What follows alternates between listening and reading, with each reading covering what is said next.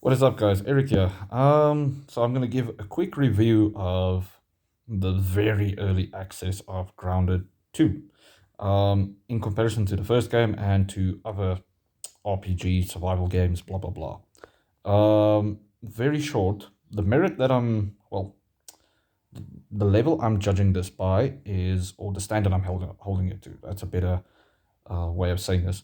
Is Sons of the Forest, The Forest, Stranded Deep, Subnautica, etc. Now, I've been vocal before about it. Grounded 1 is my favorite survival game of all time. Like an all rounded survival game, this game was number one. Obviously, it had its issues, but the other survival games have many issues, so many issues. And the biggest one for me was reason for exploration, reason to do things. Like many times you get dropped in these games, and then it's just like, well, what now? Like the Jungle Hell game. I forgot its name. See, that game was so bad to me that I was just like, I forgot its name. My brain is wiping information out from that game. But anyway, point is, most games drop you in the survival scenario, and it's just like, well, exist. And I'm like, why? Real life is like this.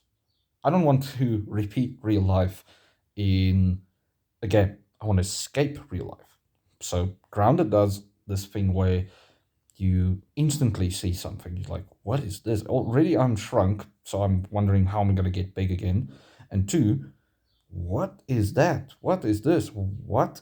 I need to do this because it will help me figure out that. And that was why it's like this adventure. And then obviously this who did it kind of situation happens as well. So Grounded 2, unfortunately, is a little bit different.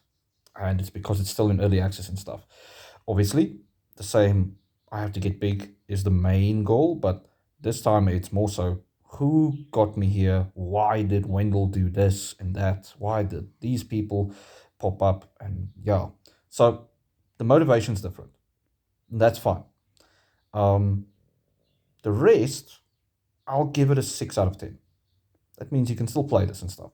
But it's definitely not fleshed out yet, like fleshed out, sorry.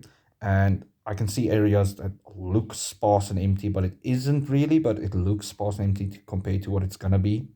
And that is fine. Um, I've heard people complaining about the difficulty. To me, it wasn't, I'm really not seeing the difficulty so far, and I'm happy about it. To me, that's a good thing, because the first game can get so mentally taxing sometimes at the WoW mode, and I don't want to do New Game Plus even. So yeah, um, I'll give it a 6 out of 10 for multiple reasons. The main reason is the why. Why are we doing this? Because you want to escape again, escape real life. You don't want to be forced to basically live real life in the virtual world, and that's what most survival games are doing. And they understand, like most of them, don't understand why it's not going well. It's like I do not want to do chores in a game. I'm trying to escape the chores and stuff of real life. You know how many things, while I'm sitting here right now, that I and most normal people still have to do daily. We have so much to do. Like, for example, a basic one that you guys can see. I have to trim my beard right now. That's a normal thing and cool. It's not that hard. But the point is, if you have a million things in life that need sorting constantly, your brain gets like burnt out, especially over the course of 30, 40, 50, 60, 70 years. You get burnt out. So a game is supposed to give you relief, not make it worse. I do not want to climb in a game and be like, now I have to clean up here. Now I have to build this thing. Now I have to do that. It starts feeling like a chore. And when you get dropped in a game and it instantly feels like a chore, and it gets worse because it does get a chore, like Become One, then it's bad. So Grounded doesn't do that, and I'm happy about it. Other games need to learn from Grounded. Even this early access version is still better than most survival games that have been dropped in the last few years. That's all I'm going to say for now. I like the performance is the worst part of the game so far.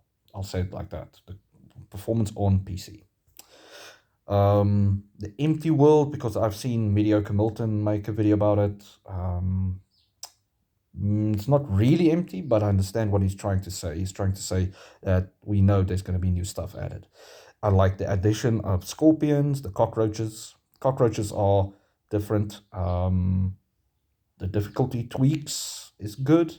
Weapons so far is one of the weak points, but that's cool because the game's gonna develop.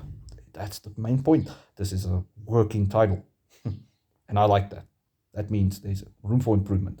Now, it's definitely not a 10 out of 10 like the first game, but it doesn't need to be.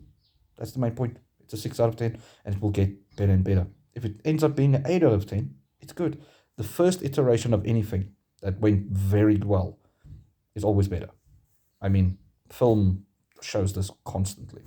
So, yeah, cheers, guys.